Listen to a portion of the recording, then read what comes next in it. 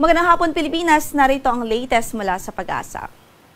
Northeasterly wind flow o yung hangin na nanggagaling sa Hilagang Silangan ang nakakaapekto ngayon sa dulong Hilagang Luzon at nagdudulot nga ho yan ng mga pulupulong mahihinang mga pagulan dito sa Batanes maging sa Babuyan Islands. Samantala dito sa Metro Manila at natitirang bahagi pa ng ating bansa, wala pong weather system o weather disturbance na nakakaapekto ngayon dahil yung LPA na minomonitor natin west of Luzon landmass ay natunaw na po ito kaninang madaling araw.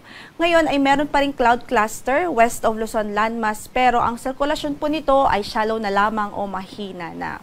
At wala po itong direktang epekto ngayon sa nung bahagi ng ating landmass.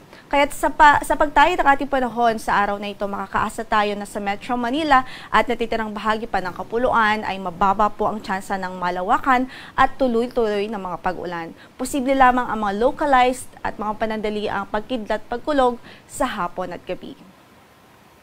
Para naman sa forecast sa pagtayo ng panahon para bukas, sinaasahan po natin na likely ay magpapatuloy itong weather scenario natin ngayon kung saan makakaasa tayo ng generally fair weather, lalong-lalo na po sa umaga hanggang tanghali. Pagdating naman ng hapon at gabi, hindi natin inalis ang tsansa ng mga dagliang pagulan o yung mga localized thunderstorms. Dito sa Metro Manila, pwedeng umabot hanggang sa 32 degrees Celsius ang ating maximum temperature, gayon din ho sa Tuguegarao at maging sa Laoag City. Habang sa Baguio, 18 to 24 degrees Celsius ang inaasahang magiging agwat ng temperatura. Dumako naman ho tayo dito sa Visayas, Palawan at maging sa Mindanao. Dito po sa Palawan, ina-expect natin posibleng umabot hanggang sa 33 degrees Celsius ang maximum temperature natin para bukas. Habang dito po sa Visayas at Mindanao, wala rin tayong inaasahang malawakang pagulan, liban na lamang po sa mga localized thunderstorms sa hapon at gabi.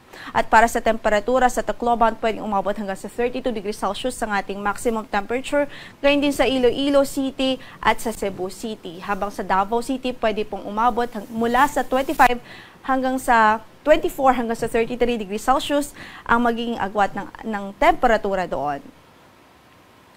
Banayad naman hanggang sa Kanaptaman ang magiging pag-alo ng karagatan sa buong Kapuluan, kaya't malaya pong makakapalaot maging ang maliliit na sasakyang pandagat dahil wala po tayong gale warnings sa ngayon.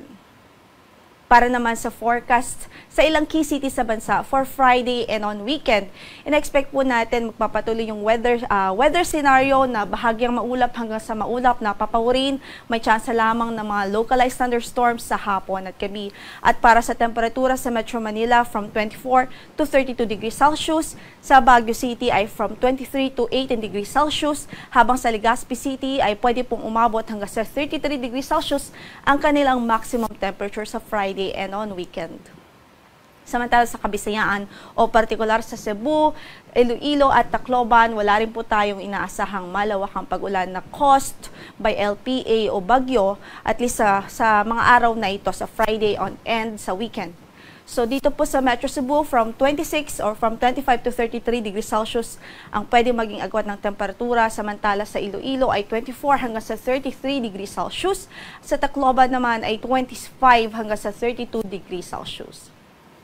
And finally, sa Metro Davao, Cagayan de Oro City at Zamboanga City, wala rin po tayong inaasahang malawakang pagulan. Mga bahagyang maulap hanggang sa maulap lamang na papawirin at tsansa ng mga isolated na mga thunderstorms sa hapon at gabi.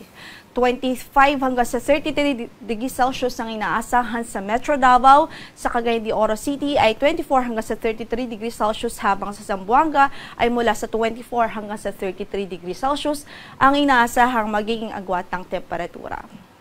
Ang sunset natin for today is 5:40 in the afternoon at inaasahang sisikat ang araw bukas sa ganap na alas 5:47 ng umaga.